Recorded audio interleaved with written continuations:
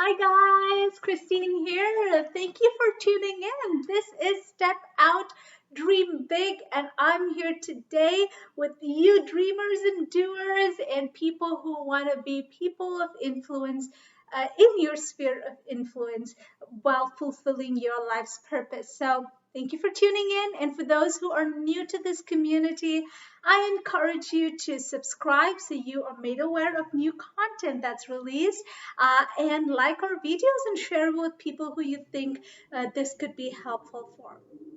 So, in my video today, I'm going to share with you a few questions that you could ask yourself and get answers in order to choose which program you can choose or you could decide upon taking when you study abroad. This was a big question for me when I had to make that choice, and I hope this process of these different questions would help you come to that answer in a little bit more easier way than what I had to go through.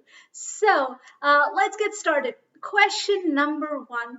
I would like you to ask yourself, well, what is my area of interest with in terms of career?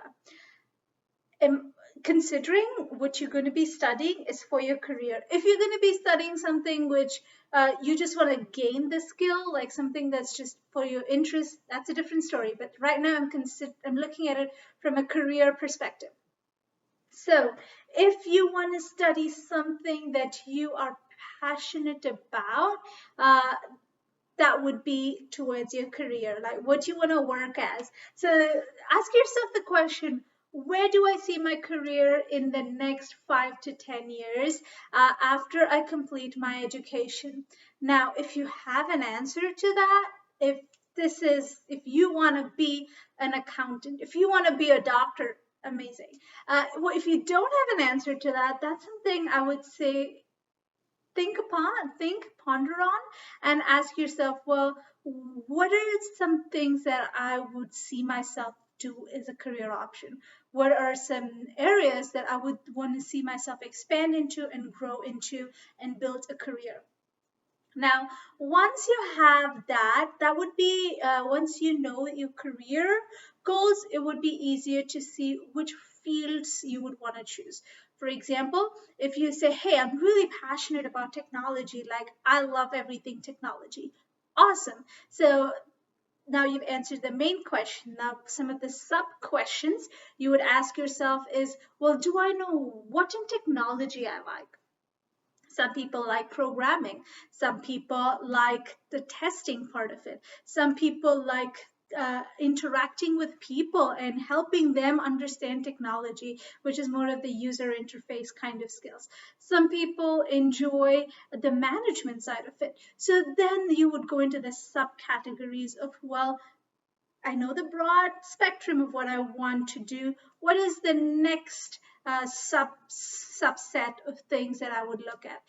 And then break them down into as much as you can. If you have a niche that you really love to do and passionate about, excellent. But if you want to stay on a little bit of a broader level, so you cover a lot of different topics or a lot of different areas and gain those skills in your education, that's perfect as well. Now, the second question you would ask yourself is, well, what is the reason for me to study abroad? I've heard a lot of answers. One could be, well, I want to study abroad because I want to gain the experience of studying abroad, have a global perspective.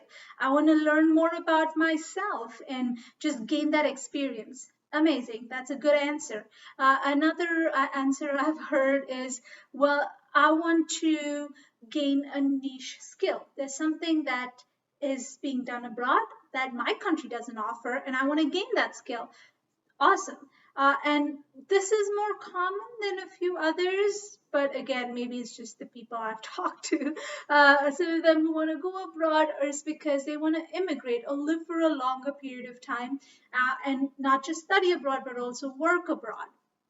Now, that's a great reason to go overseas to study as well. Depending on what you choose, I think it would bring you a step closer to choose which program you want, because if you know which country you want to go to, it makes life easier in this step. But if you don't know which country you want to go to as yet, then this would be a time to consider that question depending on your answer to question number 2, which is what is my reason to study abroad. If your reason is just for the experience, then maybe you would want to see, well, which country's experience do you prefer more? Like, do you want a more of a travel and academic experience? Do you want a bit of a laid back place? Do you want to go to a Western country, a third world country? What kind of experience you're looking for? That would help you choose the country and then further the program. However, if you're looking to immigrate abroad, you would have to consider, well, which are the countries open to immigration, and what are your eligibility criteria? That's important because you'll have 10 countries open to immigration, but if you're not eligible, it's not going to work, right? So you got to consider not just which are the countries open, but what eligibility criteria would you fit in? Would those eligibility criteria be all good to your situation? Okay, so once you understand the second question, once you have the answer to the second question, move on to the third question. The third question you would be asking yourself is, what are the eligibility criteria for the country, the university, and the program? Okay, now assuming you have the country in place, you know which country you want to go to. Now look at which of the universities offering the program you've decided in the question 1.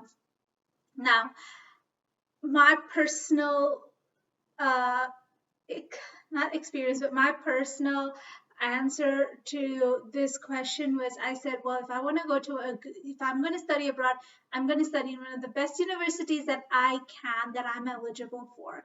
And I really want to thank my dad for motivating me and for putting this in my head, saying, hey, you're investing so much in going abroad, get the best that you can get. So when looking at what is my eligibility, I would look at, well, what is the best that I can get within the constraints that I have.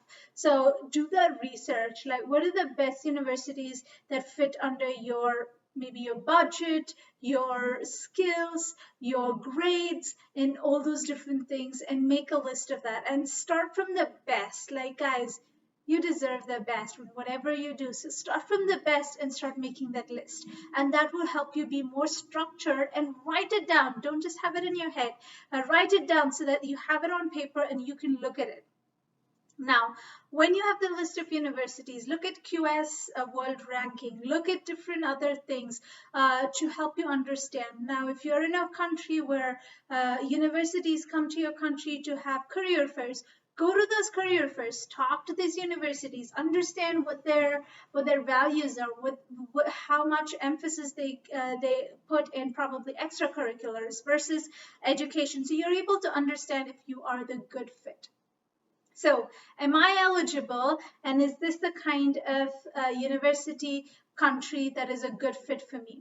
Now, if you don't know which country you are going to go to, make a list of the different countries and also like which country you would be eligible for based on question number 2, which is, what is my reason for studying there?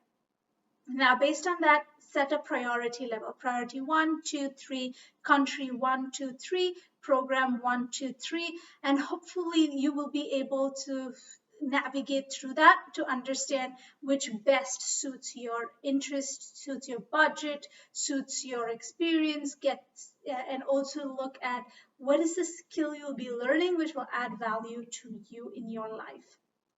Now, the fourth question I would want you to ask yourself is, would you want to consider yourself as an alum or a cohort with this particular group that you have selected in question number 3? Now, when you say, am I eligible, you're kind of getting clusters of universities that you would be eligible to apply for.